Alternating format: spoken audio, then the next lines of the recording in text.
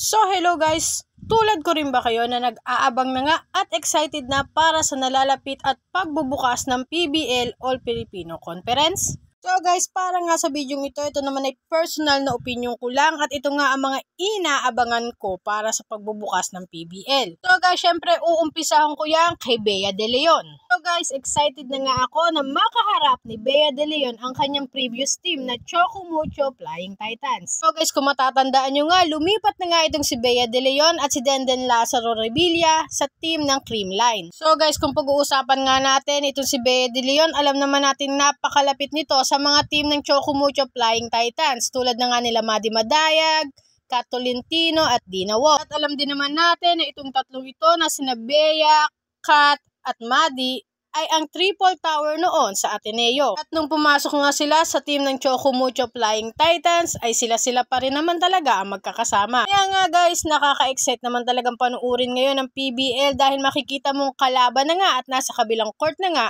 si Bea De Leon laban sa Choco Mucho. So guys, ang isa pa nga rin sa excited akong makita na magkalaban ay walang iba kundi si Don Macandili at si Kim Kiana D. So guys, kung matagal na nga kayong fans ni Kiana D o ni Don Macandili, alam nyo naman na Lasal days pa lang ay magkasama na nga itong dalawang ito. Sa pumasok pa nga sila sa Pro League ay magkasama pa rin naman ito sa team ng F2 Logistic Cargo Movers. So yun nga guys, dahil nga sa pagkawala ng F2 Logistic ay nagkahiwalay na rin itong dalawang ito. Don Macandili nga ay napunta sa Signal HD Spiker habang sa PLDT High Speed Hitter naman itong si Kim Kiana D. Bukod nga sa mga magkakaibigan na magkakalaban na ngayon ay inaasahan din at excited din naman ako na makita ang mga bagong teams na pumasok sa PBL. Tulad na lang ng Capital Solar Spikers na compose naman ng mga magagaling na rin naman talagang players. Tapos head coach pa nga nila si Coach Roger Gurayev. So guys, alam din naman natin na pagdating sa coaching naman, napakagaling rin naman itong si Coach Roger Gurayev. At may ibubuga pa rin naman talaga pagdating sa pag-head coach. At isama pa nga natin dito na ang magiging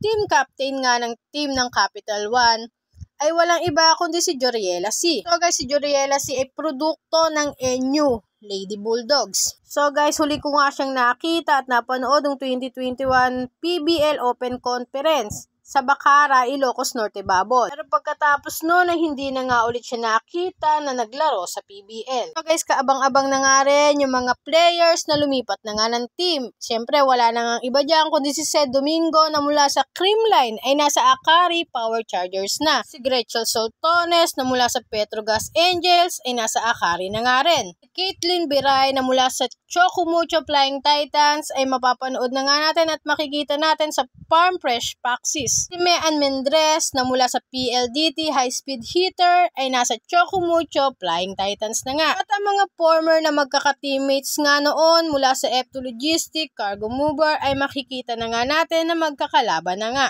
So guys, salamat nga ulit sa panunood. Huwag niyong kalimutan mag-like at mag-subscribe at mag-comment na rin dito sa aking channel.